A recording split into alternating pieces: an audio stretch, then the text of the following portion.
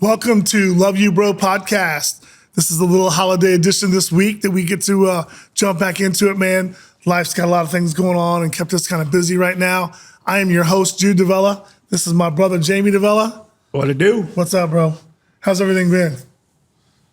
It's been a minute. It's been a minute, so it's good to get back on here, man. Catch up. A lot of stuff going on. Yeah, a lot of good stuff to talk about tonight. Obviously a lot of stuff with the NFL season. We'll kind of get to go back and look a little bit back at one of our previous episodes that we had when we kind of broke down the schedule. We'll kind of get into that just a little bit. We'll talk some Chiefs. We'll talk some KU basketball. Bro, we got to talk about the Jayhawks football team, what they're doing right now. Like I said, just a lot of stuff going on, a lot of stuff to jump into. We have guys. The week we're shooting this here is Thanksgiving week. A lot to be thankful for. We want to kind of, I don't know necessarily if it's a shout out, but to our friends and our family, we lost a very, very close and dear friend, one of our best friends here in the last couple of weeks, Mark Moore Jr., a guy that I grew up with, that was very close with my brother. Someone I grew up playing ball with, spent a lot of hours on the field, on the diamond with him. Lost him, and so we'll miss Red. I know he's up there with his dad, but bro, I know we'll miss him. And rest in peace, Red. Been a rough couple of weeks, but regarding Red Man, but nothing but love and so many good stories. Kind of been a roller coaster for me personally regarding Red Man, but it's funny because I saved about 6 or 7 messages, man, that I have that. Right. Yeah, man. So rest in peace, Red Man. But yeah, man. Mark, we'll be thinking about you this holiday season and saying some prayers, bro. We know you're up there with your dad, but let's on a lighter note, man. Just get back to. I know we've seen a lot of friends here the last couple of weeks and just talked a lot about all the stuff that's going on. Let's just dive into kind of the Chiefs and where they're at right now, man. They come off the Carolina game yesterday, so they're sitting at 10-1. You and I started talking this morning. It was funny because you and I. I've been gone for a while and I've been out of town and just a bunch of stuff going on. Same thing with Jamie and the girls. But we kind of started talking this morning about just the team and what's going on and what's transpired the last few weeks. Obviously, the first thing that's decimated us has been the injuries. But we talked this morning, you and I kind of jumped into, they're 10-1. And there's a lot of things to find wrong right now because things have gone kind of downwards the last couple of weeks. But I think the biggest thing I told you this morning when we were talking was, for me, they're 10-1. But last night I was at the team plane picking up one of our clients, and one of the things was as he's coming off the plane, it wasn't a happy, joyful plane ride home from Carolina. I don't think anybody was like, woo, like we just we went in and did what we were supposed to. I think a lot of guys are disappointed. I think they're disappointed the way the defense played. Mahomes still getting sacked way too much. But the guy did throw for 269 and 3 TDs yesterday. Probably could have thrown for more if he'd had some more time. But I mean, 10-1 right now. Where do you feel right now the team's going? Where do you think they're headed? What do you think we're looking at here late November, December? For me personally, there's all sorts of red flags for me personally. Okay. Yesterday. So it's a freshest game in my head because they just played yesterday. Of course. He got sacked 5 times by one of the worst defensive lines in football. Right. So there's a lot of layers to this. For me personally, there's a lot of layers to this.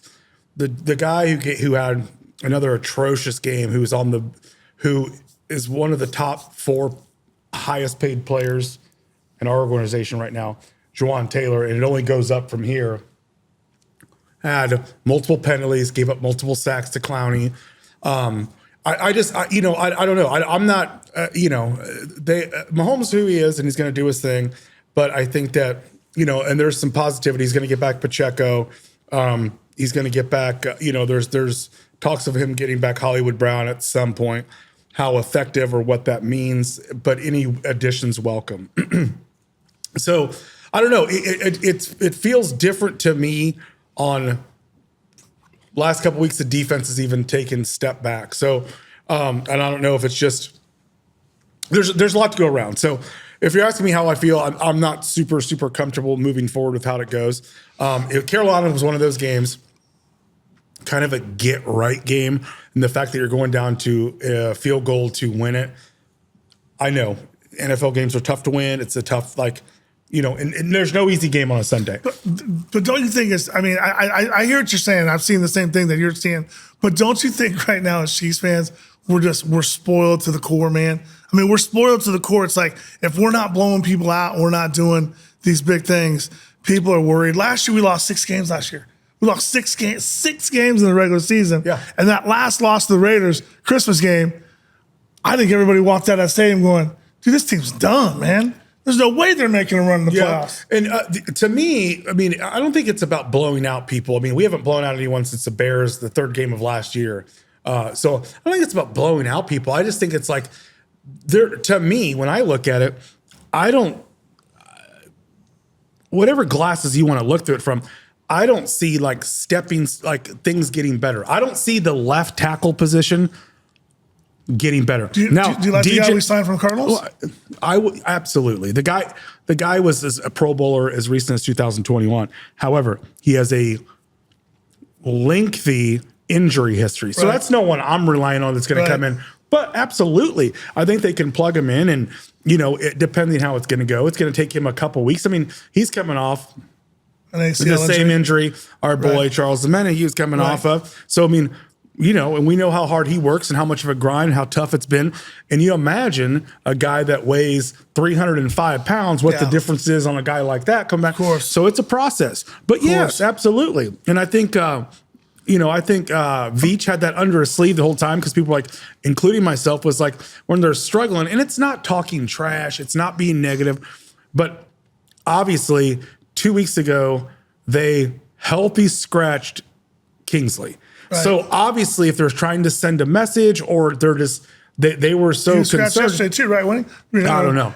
I don't know. I didn't see it yesterday. Kingsley was on the sideline. He was not dressed yesterday. A bunch of stuff for him, but they felt comfortable enough with going with Driscoll, an undrafted, and I'm not talking shit. It's not being negative, but an undrafted free agent left tackle protecting the franchise's backside than they did with their 2nd round pick. So that's a bit concerning to me. So I think that anything that Humphreys can be is a positive. So, I mean, there is things, and once again, I'm just an asshole talking about what they are, what it is. But hearing Trent Green or hearing people that are kind of have, today on the radio, they think they'll get it right. As everyone does here. Everyone's like, they'll get it right. But as the season creeps on, because I heard someone's really funny saying, you know what? I think it was guy on ESPN, and last week after the game, he goes, the Chiefs essentially have 2 bye weeks. They have Carolina, who's terrible. And I know the NFL's challenging, but they're terrible. I mean, Bryce Young yesterday. But they won the last 2 games. They won the last 2 games, though, leading up to this one.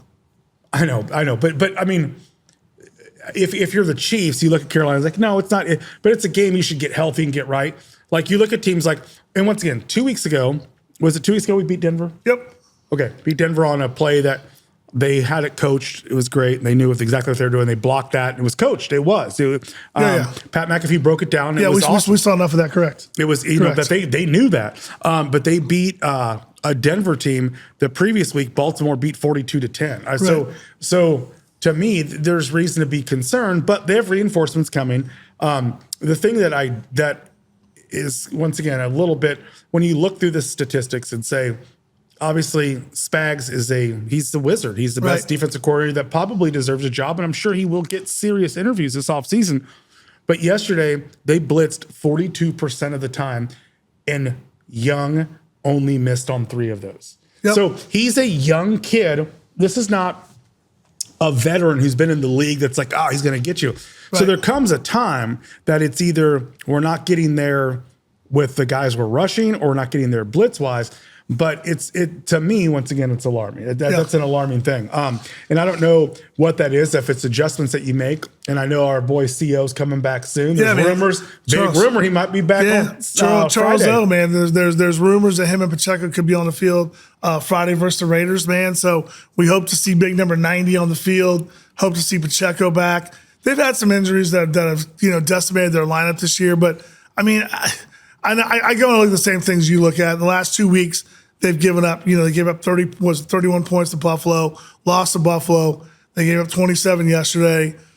But I just don't think at one Arrowhead drive, I'm not worried about Andy. I'm not worried about Spags. These guys will figure it out because of their veteran leadership in that locker room. And I'm not the guy that's like, okay, they're going to win the rest of their games and they're winning the Super Bowl. But you and I talked this morning about making this, and it's not a wager. It's not a wager. We talked about each one of us putting $100 in a bowl. I put 100, you put 100. You said to me this morning that the way the Lions look, their offensive line, everything they've got, that the Lions are going to win the Super Bowl. And I said, I still feel good enough with the Chiefs winning the Super Bowl. So we're going to put $200 in a bowl. We're going to let it sit there. If the Lions win, $200 is yours. If the Chiefs win, 200 is mine. If neither of them win, then we get our $100 back. Deal? Fair enough? Yeah, and I think we could go even further and said who goes further in the playoffs. If someone advances or loses the divisional round or goes to the AFC or NFC championship game. Yeah, that could be the one. That could be the winner it's too. Not once again. You're painting me in a corner that I'm talking like I'm not saying that. No, I'm just saying as far as I'm like not painting you in a corner. We just talked about it. You said today. I mean Detroit, absolutely. Yeah, They are absolutely fucking burying people. I mean you're not but they're everyone's favorite. I mean, okay. if you watch them, it's that's what I'm saying. It's stupid to say it because everyone sees the same thing, and they're absolutely demolishing people. I know, but we talked about this one. It's not stupid because we're doing a podcast because we love sports, we love talking this, and we talk this in the mornings, we talk this in the afternoons. We're doing this just because we're just a couple of dudes who love the NFL. It's not like you're saying, like, I'm not watching the Chiefs rush year, I'm rooting for Detroit. You're just saying the way you've seen all the games and you watch a ton of football that you're saying the Lions are your team that you think is going to win it. That's all. Yeah, I just think, unless, a major injury happens, but you look at the offense line, and I read an article the other day about should more teams, and I think it's a great argument to have, but more and more teams, should they build through the offensive line?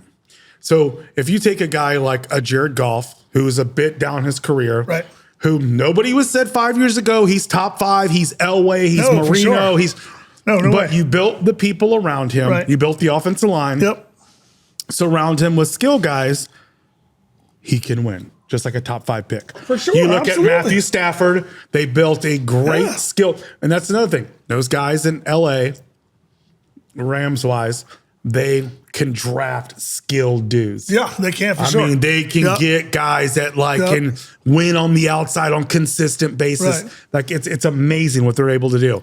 So it's a real thing because that's kind of what Detroit has done. They took a guy that everyone said sucked, couldn't win, right, and they surrounded him. But you look at his surroundings, it's terrifying. Right. I mean, from St. Brown to the kid that got suspended to Laporta, the tight end, to Jamari Gibbs to David Montgomery. Yeah, they're legit. Mean, with the best offensive line in football, for sure. I mean, it's gonna be tough to beat them. And then in the NFC, I don't look at anyone. Philadelphia. I think Philadelphia. Philly, they'll bang it with the Lions, but I think you're right. I think the Lions come out of the NFC. You and I talked even last year when we went and the Chiefs had lost 6 games, and everybody was like, Chiefs aren't going to the Super Bowl. And then it was like the Chiefs aren't going to be. And I'm saying this, I'm saying everybody across the league was like, they can't. They've never been on the road before, so they're like, this isn't going to be the year they go to Buffalo. Yeah. It's not going to be the year they go to Baltimore. And they did. And then when they beat the Niners, and again when they were underdogs and beating the Niners, they were not favored to win that game. Then everybody loved the Niners all through the NFC and McCaffrey and the whole 9 yards. They found a way to go and figure that game out. And when that game ended, we were at my house. The whole family was there, and we were smoking cigars. And I told you guys, for me, I'll never bet against these guys until somebody takes the Lombardi, takes it out of Mahomes' hands, and walks it to another sideline. Then when they do that, I'm going to be like, damn, those dudes are better because they took that Lombardi from Mahomes. Yeah, sure. So my thing is, I'm still saying the Chiefs are going to win this year. I think they're going to get right. They're going to win the Super Bowl. The Chiefs are going to win the Super Bowl this year. And I think, bro, I think they're going to get it right. I don't know if this guy, the Humphreys kids, is going to be the answer at left tackle. I mean, Stevie Wonder can see what's going on with our tackles right now. And I don't know. Let's go back to Jawan Taylor for a minute. We were touching on that earlier, and you brought it up. The 4th highest contract on. So, I mean, some people will say Veach swung and missed on that. Okay, but stay with that. Stay with that thought there. You and I had talked about how last year when he started, he was really struggling, all the penalties, all the stuff. But as the season went on, he got better. He got better as the season went along and played really, really well down the stretch. Why is it now that he's struggling so much? Is it a mental thing for him? Because it's not physically, because we know physically he can do it. Yeah, is it a mental thing? I don't know. Is it his preparation? What do you think right now is the biggest thing? To be honest, I don't know what's that a testament to. I really don't. I don't know why. Because remember, even you told me last year, you're like, because you're a big pro football focused guy, as we both are. We love to read the numbers and do that. And you were towards the middle to the end of last year, you were like, bro, like, look how he's grading out. He got better. He wasn't as penalized, and that was a big thing. He wasn't a dominant out there. He wasn't our guy, Mitchell Schwartz. He wasn't dominating people out there. He wasn't Mitchell or Fisher back in the day when those guys were. Thrown.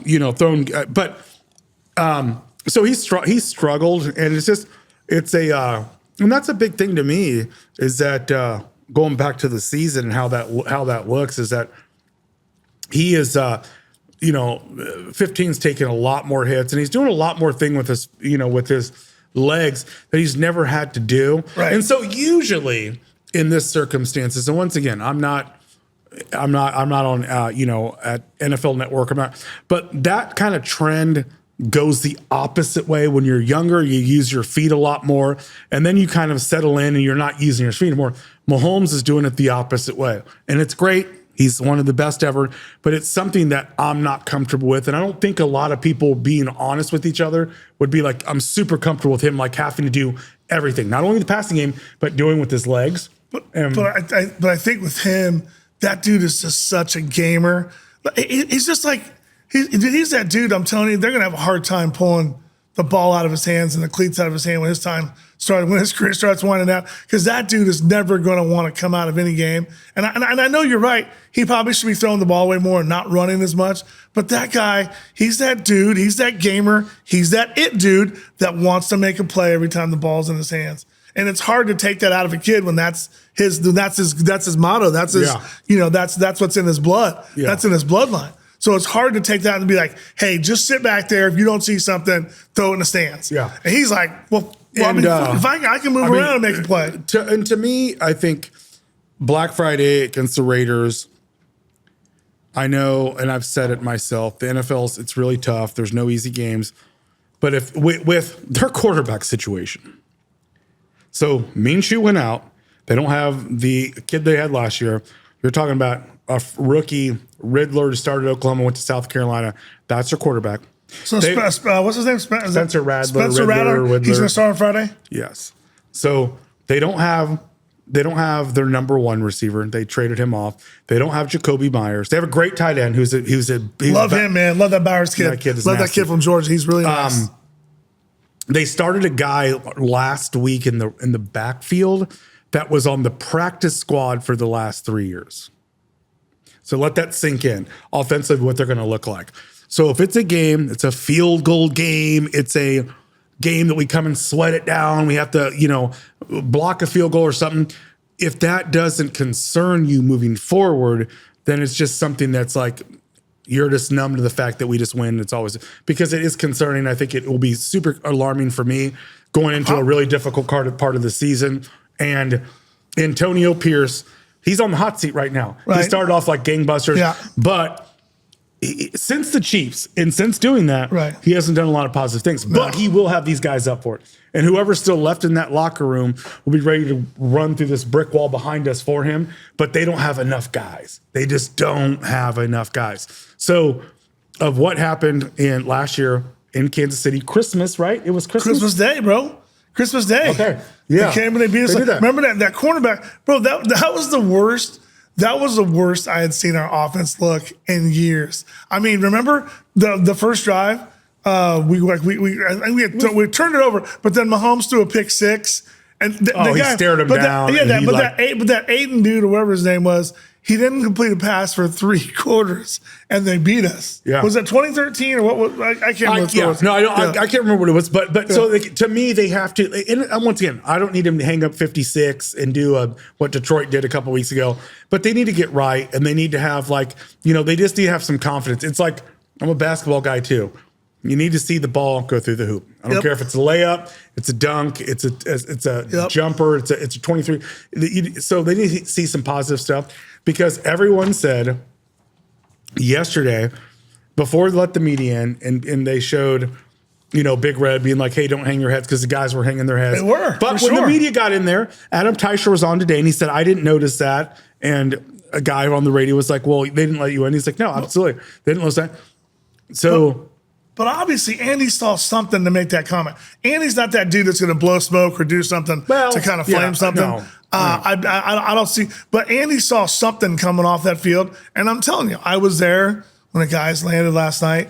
And it wasn't normally they're kind of just, not that they're all like, they're joyous. Like there's a joyous, hey, what's up, guys, are talking to you, all that kind of stuff. It was more of a somber type mode of like, they weren't happy with that. When they were happy they got the W, for sure. You're never going to apologize for winning, especially not in the National Football League. But at the same time, they were very quiet, very just kind of subdued, kind of like they know that didn't look good. That's not the way they should have played. No. And they all know that, A through Z. So I think the thing is right now is you've got, look at the schedule right now. So we're 10-1. We got 6 games left. 3 at home, 3 away. So we got the Raiders, and then we got the Chargers the following Sunday. I think right now you try to use this as a get right game. I don't even know if I bring those dudes back against the Raiders, bro. If it's me, I don't even know if I want to bring back Pacheco or any of those guys on Friday. But today they brought up a great point, and they both were eligible to come back last week, right? And both worked out. Once again, Kansas City is a very, very tight to the vest operation, which is great. But they said their biggest reasons they could have played, but it wasn't fair to them to bring them back 5 days later after playing, coming off injury. So, there you go. Well, that's so smart. They're 100% going this week. Yeah. Now, how they implement them. Now, I'll tell you this. This is a great thing, and I want you to tell me what you think. This week, when Pacheco comes back, right, and they have Hunt, who's been doing a great job, but kind of showing being 30 years old. He hasn't had the same blast. No, they've been using him as a bell cow 30 times a game right now. But name a time in the Andy Reid coaching, like his entire career, he uses 1 and 2. He always goes with one back. Always goes with one back and fills someone in, like spells them. But it's not a 1-2 punch where it's like 50-50. I think right now he's licking his chops. I think right now because he's got 2 guys that can come out of the backfield and catch. But can you name a time that he's used? No, he never has. He never has before. Never used 1 and 2. But right now, how do you not use Pacheco? How do you not use Kareem Hunt? You got to take some of the load off Kareem because the poor guys. Thank God he was sitting on the couch when we called him. Because that kid's been how he was, I have no idea. He's been a lifesaver. Yeah, so it'll be interesting to see how they implement those guys together and how they implement them. But the Charger, I mean, and it's funny because a lot of people that said they're not good and Harbaugh wasn't going to be that. Harbaugh's been everything and then some. Yeah, but I don't. None of the people I remember listening to, I thought everybody talked about Harbaugh finding out if their quarterback, if Herbert was going to be his guy, and if it was moving forward. Harbaugh's a hell of a coach. I haven't heard anybody say that Harbaugh. I knew Harbaugh was going to do good things. Well, no, I don't think he's doing first year. But they said, I think it was. I was like, and they're full. And I think me too. I'm like, they're going to try to turn. They're going to try to run the ball. And that's what they've done. And they've cut down. It's Herbert's lowest attempts he's had all year, and they run the ball. And with a guy I wanted, DK Dobbins, I wanted him so bad. He's playing well in the Chargers, man. He's playing really good. Yeah, you wanted him during the summertime. For out wide, when people are like, oh, they got this dog. They got this dog. They don't. I don't know who they have out wide. That's scary. Right. But they're 7-3. They're 7-3 coming since. And they got a great offensive line and they got a solid defense. They don't beat themselves. They don't turn the ball. Alt's a stud. They don't turn the ball over. They don't. A lot of penalties. They don't. So yeah, I that's going to be a tough one, man. That's going to be a tough game. The other night I had I watched Pittsburgh and Cleveland, and it was a beautiful game to watch. Right. When the snow started coming down, it was made for TV. It was like a snow globe. It was so awesome. I went to, one of the most memorable games I've been to in person was the Colts and Chiefs in 2018. And it snowed, but it wasn't freezing. Right. Yeah. And it was fucking awesome. Yeah. Like it was so good because it was just snow and it was a lot of snow and fucked shit up in the area because power lines were going down because it's kind of that wet divisional game. game. Yeah, the divisional But it game. was so fun, and it just snowed the whole game. But it wasn't like you were like the following week. The New England game was so cold, terrible. But it was like looked visibly beautiful. And so the Steelers are going to be. I mean, once again, they're going to be a handful. Yeah. I mean, they're going to be a handful, and they're Tomlin is a stud. Yep. Because so look at our next 6 games, our last 6, right? So we go Raiders. We're hoping that's a get right game. Gonna have the Chargers on Sunday night. And that Sunday night they're gonna retire our boy Tom Bali, man. They're gonna put him up in the Ring of Honor, and everybody's coming back for it. So everybody will be back in town coming back for that game.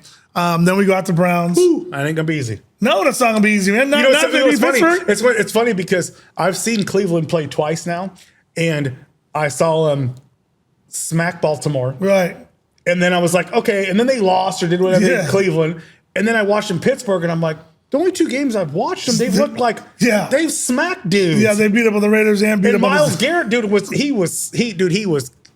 killing Russ. Yeah. I mean, he was just like, I'm the guy. I mean, they beat up on the Ravens. They beat up on the Steelers, man, at home. And I was like, how are they 3 and whatever? I'm like, Jesus. But that's a tough game at Cleveland. Yes, it's a tough game. You know what's crazy? It reminds me of our crowd.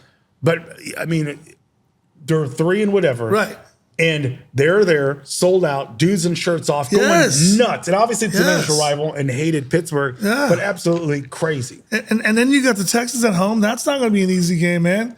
Got our boy Will Anderson Jr. coming to Arrowhead for the first time. It'll be nice, hopefully, to see Big Will's family, see his family, hopefully catch up with them. And then at the Steelers, at the Broncos, like they're home against Pittsburgh. We're at Pittsburgh. So we get the Texans at Saturday at home, and 4 days later we're at Pittsburgh on a Wednesday for Christmas. Jeez. I mean, better figure that. You better figure out, dude.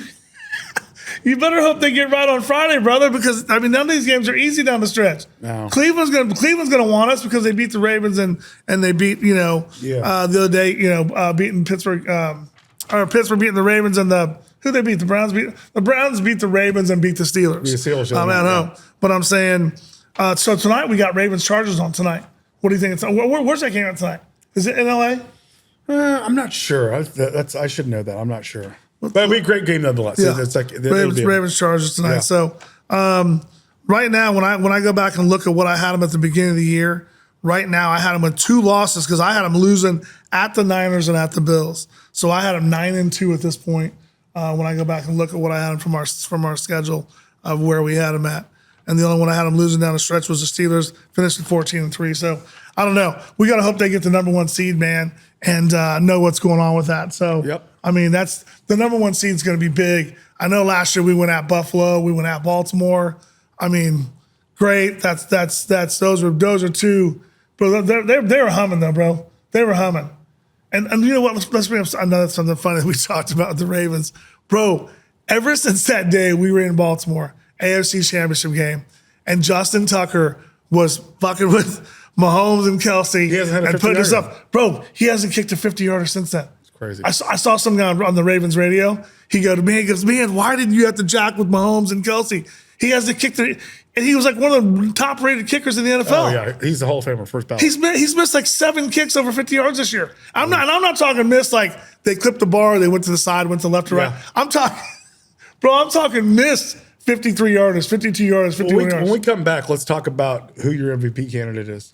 Okay, we'll get a little bit of MVP candidate. We'll get into a little bit of the Kansas-Colorado game, man, because listen, I'll tip your hat to you because 3 weeks ago when we were playing Iowa State and they came out and they were kind of beating up on Iowa State, you said, mark my words, they're going to win at BYU and they're going to beat Deion and Arrowhead.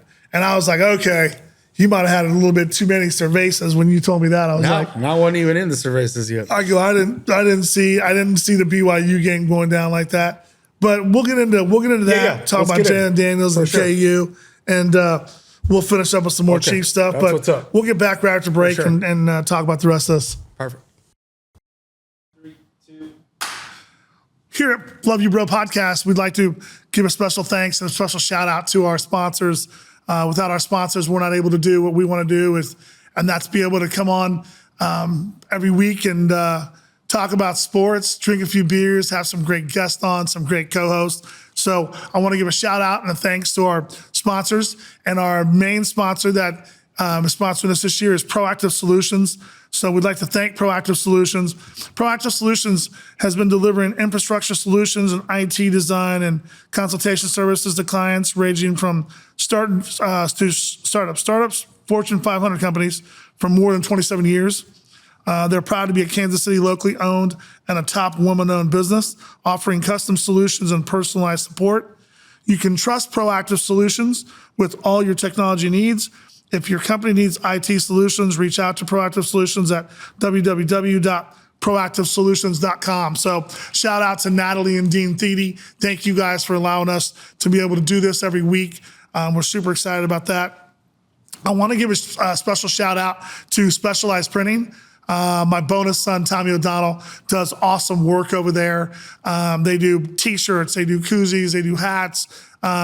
And one of the big things is, like, some of our friends and family that we've been seeing around have been asking us about when's the merch dropping. So merch is coming, soon. Please follow us on our podcast. We're going to be dropping some trucker hats, all different colors.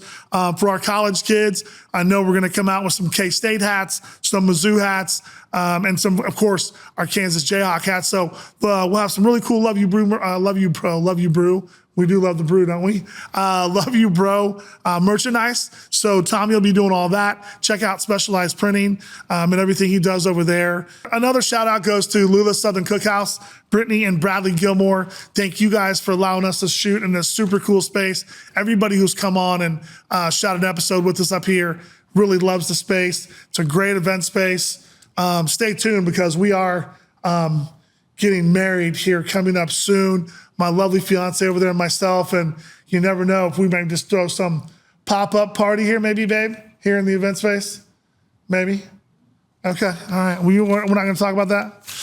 So Lula, thank you. Brittany and Bradley Gilmore, thank you guys for allowing us to do this up here. Our two sponsors for tonight's episode, and bringing on a special friend of ours, Tom Bucati, the Wolf of Waldo. A special shout out goes to Bobby Baker's Lounge. Bobby Baker's Lounge was started in 1993 by Bobby Baker, good friend of ours. It was started off by Bobby Baker himself with a long history of family in the business. His father, John Baker, helped him find his path as a bar owner. In 2013, his daughter, Becky, purchased from him as he retired into the Golden Sunset. The 900 square foot dive bar has become a staple in Waldo since the day it opened. Says right here, Bobby Baker's is huge supporters of all firefighters and police officers. So Bobby Baker's wants to give a big shout out to all firefighters and police officers and say thank you. We appreciate everything you guys do day in and day out to keep us safe in the community. Becky, thank you so much for being a sponsor. Again, without our sponsors, we don't get to do what we want to do the most, and that's bring Love You Bro podcast to you. Our other great sponsor today is our good friend Brian Shorgle, one of Tom Bucati's best friends. Shout out to Brian. You've always been great and by our side, Jamie and I, to, support whenever we've asked, whenever we needed. So O'Neill's, it's a neighborhood restaurant and bar located at 9417 Mission Road. O'Neill's was incorporated in 1999. And has been serving up comfort food classics like Irish pot roast, in-house breaded fish and chips, homemade soups, and many other classics that make O'Neill's a local favorite. I know Shorgle's throwing some great parties over there. I know Tom frequents it. Jessica and I go there. Back in the day, I know we used to take my mom and dad over there for steak night over there. Starting in October, O'Neill's will be kicking off its 25-year anniversary celebration with special promotions and events that will last through March. They can be found on the internet at kconeils.com. So for more details, go there. And as Brian always says, go Chiefs, go Royals, go Tigers, go Hawks, go K-State Wildcats. So Brian Shorgle, O'Neill's, thank you so much for being a sponsor tonight. We really appreciate it. Becky, thank you so much for the sponsorship from Bobby Baker's. You guys, get out to O'Neill's, get out to Bobby Baker's. Without places like this, you guys, we can't do what we do. So again, thank you for following us on Love You Bro podcast, and please tune in and follow us on all of our social media outlets. So thank you so much to our sponsors for helping us bring it to you every week. Okay, bro. So like I said, we're looking at the schedule. We got those last 6 games, man. There's not a lot of get right games left, bro. If you don't get it right on Friday, you're going to be. We could be in trouble. But who knows? If they start figuring things out, man, they could also make that magical run at the end too. But yeah, I mean, they could go from the 1 seed to like a 4 or 5 seed very quick. A lot of football to be left to be played though, right? A lot of football left to play. A lot of football to be played in a lot of unknowns for us as far as like if they get Hollywood Brown back at some point, that will help. I mean, I don't know. You're that far into the season, you haven't played a ton. I don't know what that means or what it doesn't mean. It'll be interesting to see what DJ Humphries does. Can't hurt. No, it can never hurt. No, never hurt. But they have to, and I will say this, excuse me, they can't continue to get him sacked 5 and 6, 7 times a game. Nope. It No, won't sir. work out. Nope. It won't work out. Nope. It's not statistically like in anyone's favor if he does. Right. It's the NFL. Right. And so I will say this on Black Friday. Excuse me. If there's one guy will be revved up, it's Max Crosby. That's your boy, Max Crosby. Crosby he'll be fired up. He'll come into Arrowhead. He'll be John doing his stuff. And if they can't contain him or slow him down on the left side, cancel Christmas. Like it won't be good. So they got to do something. Chip, double team. If Max Crosby comes in here and wrecks our entire day because of one dude, no. I'm not saying he's going to play quarterback and he's going to play wide receiver, but I'm just talking about him hitting Mahomes. Yeah, that's what I'm saying. If the guys from Carolina, Clowney, and one of the worst defensive lines sacked him 5 times. Right. Max Crosby. I mean, I just don't want him to get hurt. That's all I'm saying. I mean, I just don't want him to get. Man. And with the shots that he could possibly take, Black Friday. I'm looking for a big game on Black Friday. I'm looking for a big fun game. I'm looking for 90 to come back. Pacheco it's to going start to be getting cold. some totes, man. It's going to be cold. It's a high of like 45 degrees. All right. It's a 2:00 game. It's going to be fun, man. Holidays. We'll have some drinks flowing. But close along, we're out there drinking. We are not driving. We have transportation as one of our great sponsors, Primetime Transportation. So we got people out there driving us around. But man, we're gonna go out and have some holiday cocktails, man. And who's going to the game this week? I'm going with my beautiful wife, Jessica.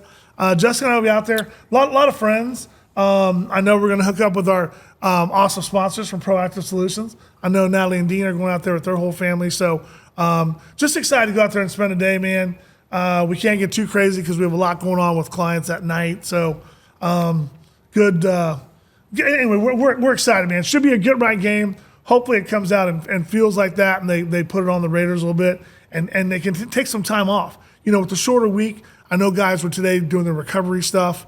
They were talking about the condensed time to come down. Then you got Thanksgiving and people's families like rolling in town, right? Uh-huh. So I don't think they're going to have. Some of the guys I talked to, they're like won't eat a whole lot on Thursday because they got to be team functions on Thursday night and then Friday game day. But I know the guys are like, let's take care of business on Friday and then have off Friday or Saturday, Sunday, Monday. Yeah, it's a little mini buy. Get healthy, get your head right, do all the things that you're supposed to do during the stretch run here. Yeah. It's not a time to, it's not a time to kick it up like it's, it's just a time to get locked in and enjoy your family and do the things. So yeah, hopefully it's a get right game. I can't sit through many more hope to get block field goals or get last minute field goals. So hopefully it's a get right game and they can feel good about themselves in the locker room and their families there and celebrating as opposed to, another, like I said, I expect them to pounce on the Raiders. If not, right.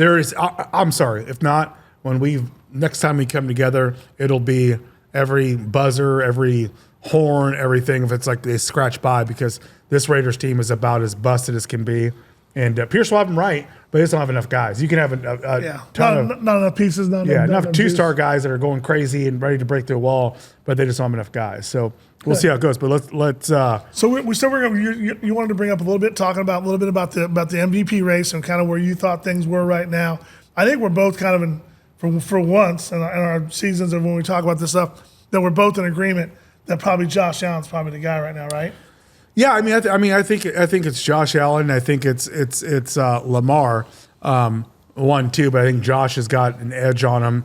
And then someone quietly that's been creeping up is Saquon and what he's done in Philadelphia. Man, Saquon's been a beast over Phil. How did the Giants let him walk? Well, everyone makes mistakes and lets people walk when they shouldn't. But I think it's a narrative. And the guy I really respect from ESPN, he said he's so happy that Saquon will change the narrative of the running back position, get these guys paid again, because people get chintzy and they said these guys are done.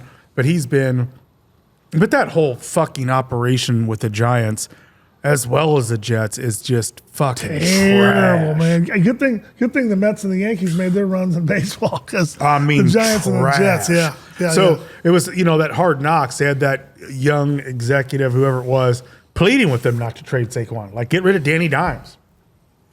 But no, they didn't trade him. They let him go, right? And then he just signed a free agent deal with Philly. Yeah, they didn't trade him. Yeah, he just signed a free agent deal. But just not letting him go. Yeah, right, of course. So no, 100.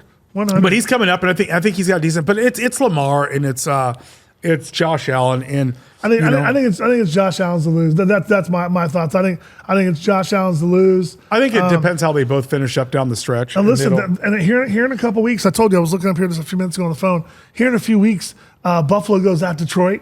Man, that's gonna be one to sit and watch, man. You don't think? Does Detroit beats them by 2 touchdowns. Okay, all right. Yeah, Detroit beats them by 2 touchdowns. All right.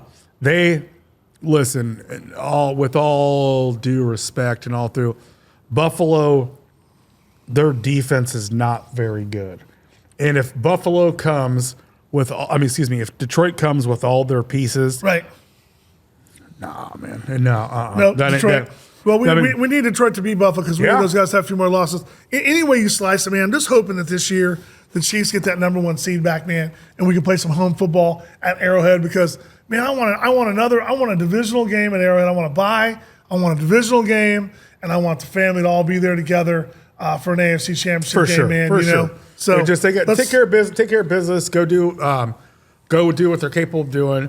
And when we jump here to talk about, we'll talk about KU for a little bit, both football and basketball. But I will say, if the Chiefs don't win this year, it will not be because of lack of try regarding in-season moves. Right. The Uche, the DJ Humphreys, the Kareem Hunt, the DeAndre Hopkins. Yeah. They've done things everything they can do right now. that they can. Yes. Yeah. So that won't be the case. D-Hop's balling, doing this thing, man. We didn't need D-Hop to come in here and be a one. Just come in and do exactly what he's done and be but you need other dangerous guys inside the red zone. You need other guys to step up, and no one's done that thus far right now. So you need. I will hats off to the Noah Gray, because he's been, when they paid him that money. Man. When they paid him that money, 6 touchdowns. In the last 3 games. Yeah. He's had two touchdown games. But hey, you know what? He owes a lot of that too to people double on Travis and trying to find out where DeAndre is. I mean, that time we were talking this morning about Carolina's, and I don't want to go back on Carolina, but I don't know what they were doing. They went up, do the view above the top, and I'm sitting there watching it, and they showed an edge rusher drop back into coverage. Oh yeah, I've seen that with Felix, our guy, drop in coverage, and it's like, what? Whoa. And you just see Noah run right by him. He kind of reaches out for him, and Travis is open, and then Noah's open another 7 yards down the field. It's like, who did you guys think you were covering with that? No, for real. I think that with that narrative being said, I hope that the people that have piled on is regarding where we're at as far as skilled. I heard the guy on ESPN talk about Travis, and it's go check it on TikTok and he's like, he doesn't have the pop he had last year, and it's and it's a D-back that played at he's on NFL.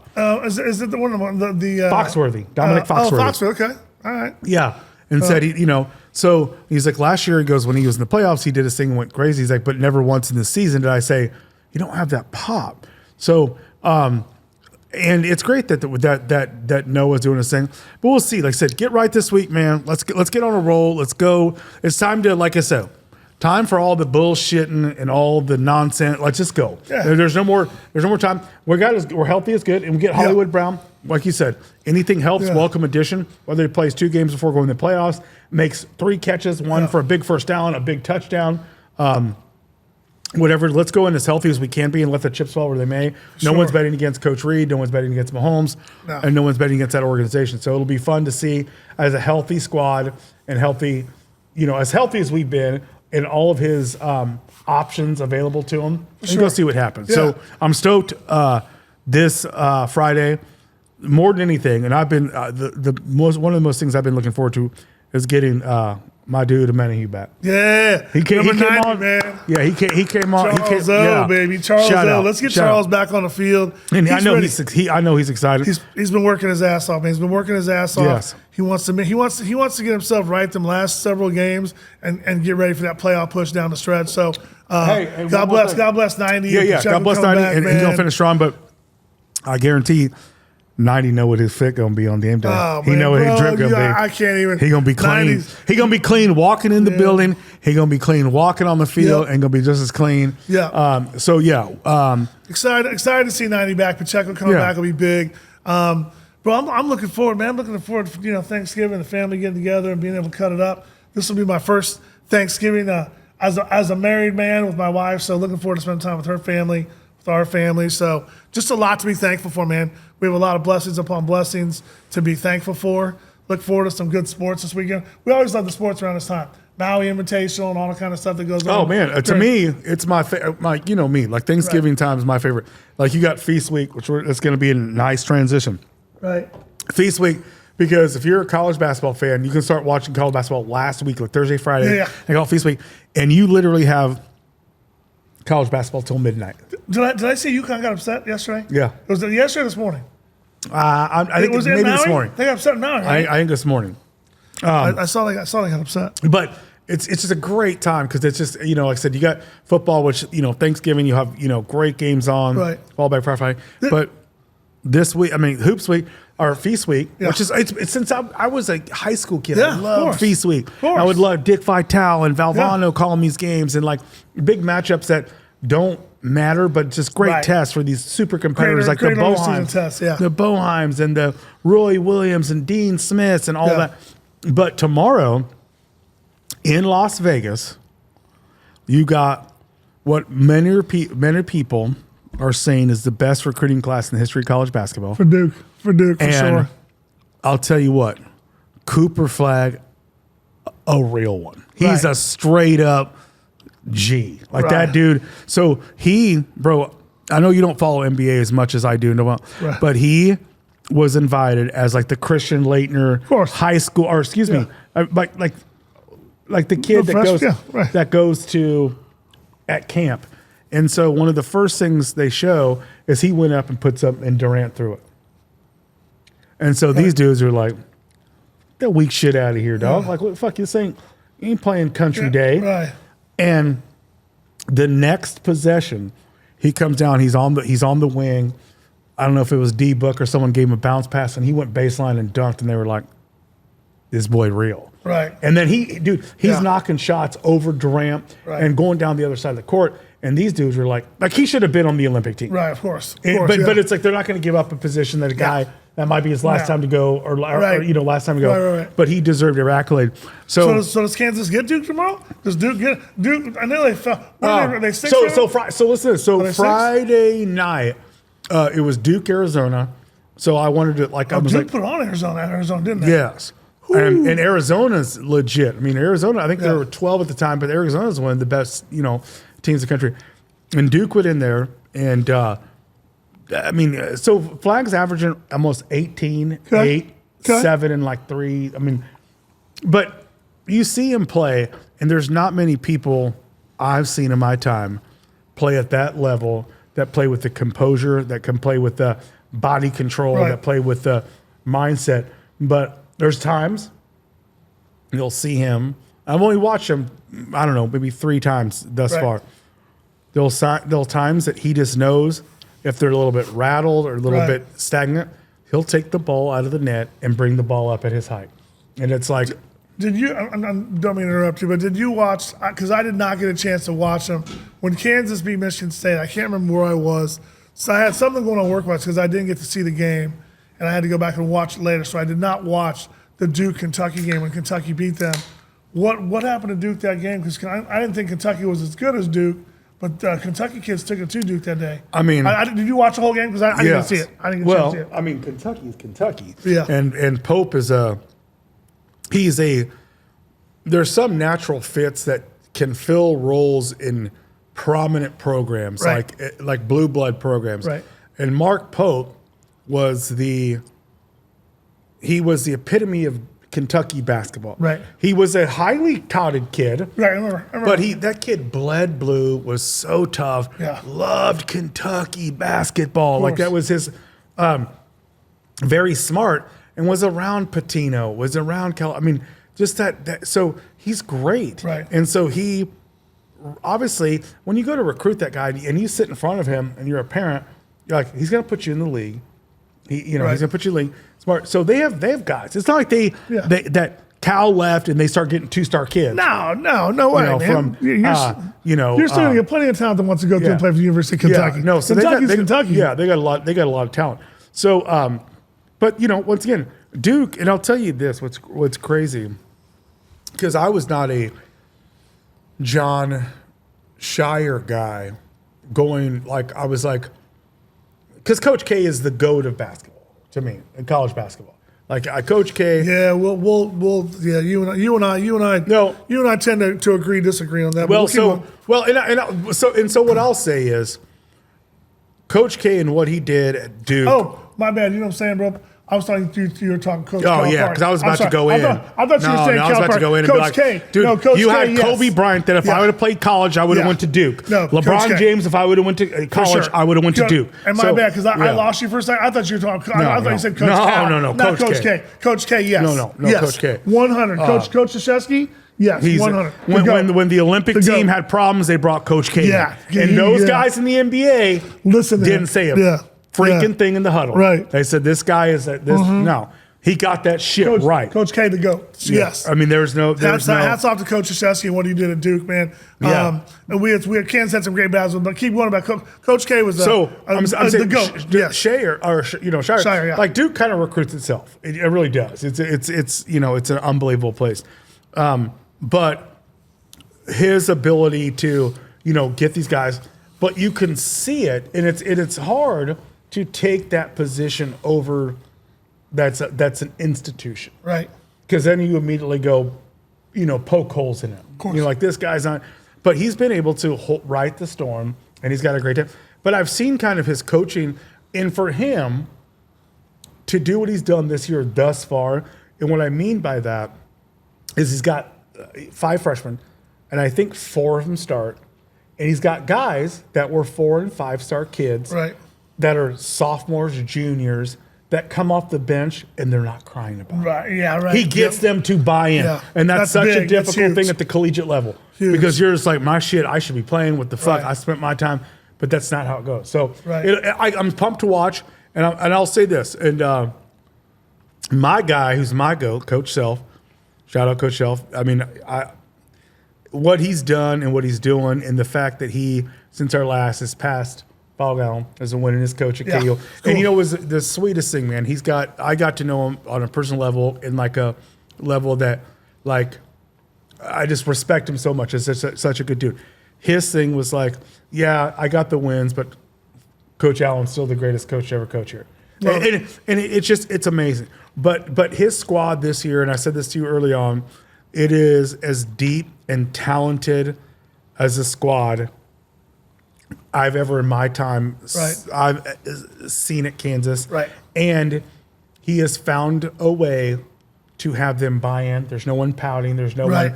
But when you come off the bench with an A.J. Storr, who averaged 16 points a game in the number 1 conference in Big Ten last year, you have Zeke Mayo. I didn't know. Summit Leagues, that ain't no punk. No, man. Zeke he can stroke it. Zeke Mayo but he was a player of the year in the Summit, and I knew he was good. Like, I knew he was good, and I saw highlights. But to see what he's come in and done, and that kid will pull from anywhere. Yep. And splash. I like the way AJ Storr. I like the way he attacks the basket and stuff. The game tomorrow night in Vegas, I wish we could have went out there. Man. That Duke Kansas game. I thought you were going to surprise me and say, bro, when we get off the show, I'm going to get your ticket. Let's ride tomorrow night. I'm like, let's go. Let's pull up. But But the kid from Alabama, Rylan Griffith, another one. They just got so many pieces. And then Shaquille Moore, bro. So he was a kid that they signed a transfer. And, dude, I don't know if you've seen him play because he only played he didn't play the first month. Right. And he wasn't practicing. No, he was hurt, right? He was hurt. He stress fractured his foot in a pickup game. But he came out a week and a half ago. And no one knew he was going to play, right? Because you got to practice, and Coach Shelf will always keep you informed who practices and how that portrays. So he comes in, and he just got this presence about him. I'm like, damn. I'm like, look at him, and I'm saying the presence, not who he is, right? But the presence of a Frank Mason. Like he just got there, and I was kind of like me. I was kind of like my eyes were on him. Like he just looks different. Yeah. And bro, so he comes down, his first possession with the ball in his hand. And once again, for me, it gives you another option with DeJuan handling the ball, Rylan Griffin handling the ball. So he comes down, bro, and no look this way to Hunter and just starts running down the other backside of the court. Hunter catches it because he knew it. Yeah. And then he came down the next time. He only played 5 minutes. I think he had 3 points. Next time he comes down, he does this wraparound pass without looking who it was. KJ right up, and I'm like, he just, once again, they just have so many guards. He brings another element to that he brings team. so many guards. So tomorrow night's a huge test. Like you said, I wish I was there right now, right? I know, man. We having a steak somewhere in Vegas, man, getting ready for tomorrow night. We'll get that going. We've had a lot going on, man, with launching our podcast, some new businesses and stuff, and then getting me getting married this year. But we got a lot of that fun stuff to look forward to, man, with that. But listen, talking Kansas athletics, everybody knows we're huge Jayhawk fans. I want to dive into a little bit about what happened on Saturday at Arrowhead Stadium, man, with the Jayhawks football team, because I don't care if you guys like the Jayhawks, hate the Jayhawks, you be Missouri fans, K-State fans, whatever. To watch what they did inside of Arrowhead, they put up 342 yards of offense in the first half. 342 yards of offense. They left 12 points on the board and still won, what was it, 37-21? And they left 12 points on the board in the first half. So the one thing, and there's a few things I want to touch on. I want to touch on Kansas. At the end of our conversation, I want to touch on Dion a little bit, because you and I were exchanging some text and exchanging some stuff and some verbiage that Dion said that, well, I've always loved him and I've always respected him because he's not a guy to sugarcoat things. But, bro, KU came in there and punched Colorado in the mouth, man. And Devin Neal, hats off to Devin Neal, man. That kid's playing on Sundays, bro. That kid's playing on Sundays. His heart, he's a heart of a lion, man. And he's a Lawrence kid, and he stuck with the program when they were ass. Right. Like they were embarrassing. Like he looked like Saquon Barkley on Saturday. Back in the day when he committed there, any Kansas football fan other than our boy Tom Buchanan, right?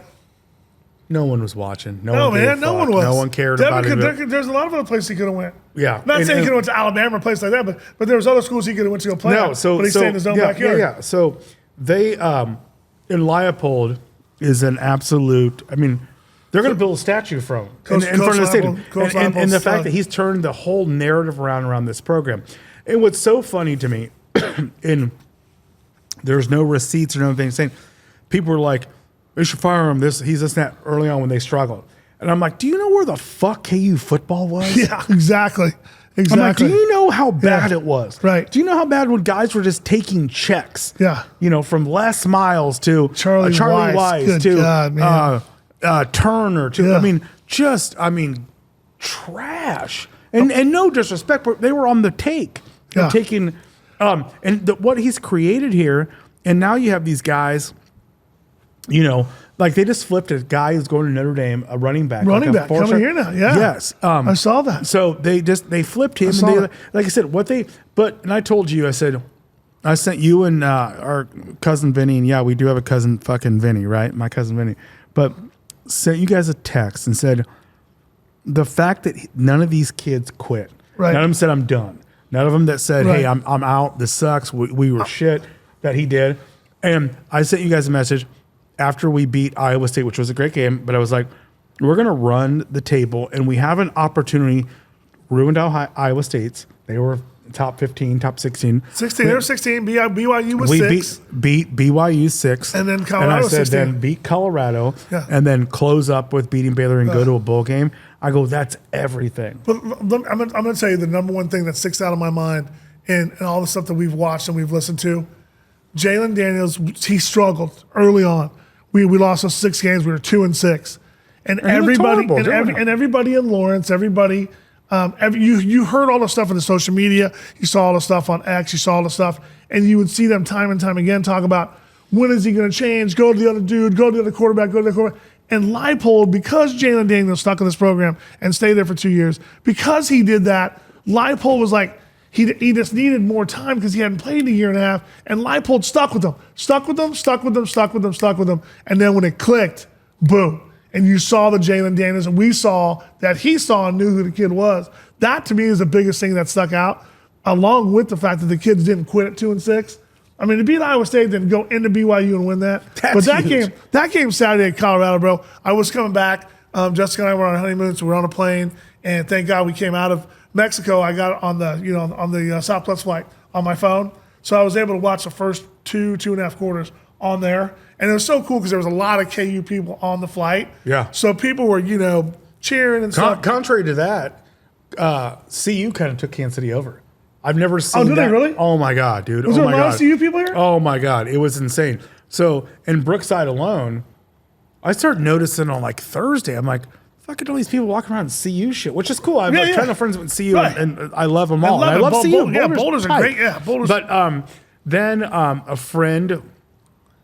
daughter was on TikTok, and she's in the middle of Power and Light on Friday night, and she was like, please help. And she was joking, obviously, and she had the camera over, and it was nothing but CU fans as far as I could see. And I was like, holy shit. Wow, so they really came and took Kansas City. Yeah. Yes, it was crazy. They came in here and got pounded and sent back to Boulder, which Boulder's not a bad place to go back to, a bad place to be. But hats off to the Jayhawks and what they did. I just hope they finish the job now and finish off Baylor. And go to a bowl game. Go to a bowl game. Yeah, go to a bowl game. Be 2-6 and come out of there going to a bowl game. And that's big. Consider where they started. And I said that. I was like, what an accomplishment we had high expectations. And what sucks, we can go round and round. But if they would have played like they're playing now, they could have been in the playoff picture. Listen, the season is what it is, man. And everybody, Buchanan was really high on telling us he thought we were going to be in a playoff thing, be 8-1, 9-1 right now. We could have been had Jalen played better earlier. But listen, they're clicking right now. I want to see him beat Baylor and go win a bowl game. That's what I'm looking forward to right now. Look, I'm looking forward to. We got a lot of good stuff coming up with our Love You Bro podcast, man. Again, a ton of people that we want to bring on, that we're going to bring on. Thanks to our production team, man. These guys have been awesome. Are the best, man. KC Love you guys. Production. Thank you guys. Love KC Podcast. Thank you guys, man, for what you guys do for us. Our guy Quinn does our social media. Quinn, thank you for all the stuff you do. Theo, thank you. Theo does some intern stuff for us. But we have so much you guys to be thankful for right now for Thanksgiving. And just happy Thanksgiving to everyone, man. Yeah, man. All of our friends, all your guys' friends, all your families, all the less fortunate, man. Yeah. You guys, hey, anyone solo this week, man, you want to pull up to our Thanksgiving. And I'm being serious, man. Dead serious, man. If you need a place to be for Thanksgiving, we always have our doors open, man. If someone, you don't have family in town or something, I don't know, hit me up on Love You Bro, hit me up on Facebook, Instagram. Our doors are open, man. We'll have plenty of food and we have open arms. But Dylan, Devin, thank you guys for what you guys do, man. Happy Thanksgiving. Love you guys. Dylan, seriously, both you boys. Happy Thanksgiving to you and your families. Love you guys, man. Love you, bro. Can't wait to spend Thanksgiving. And we'll see you guys next week, man. We're out.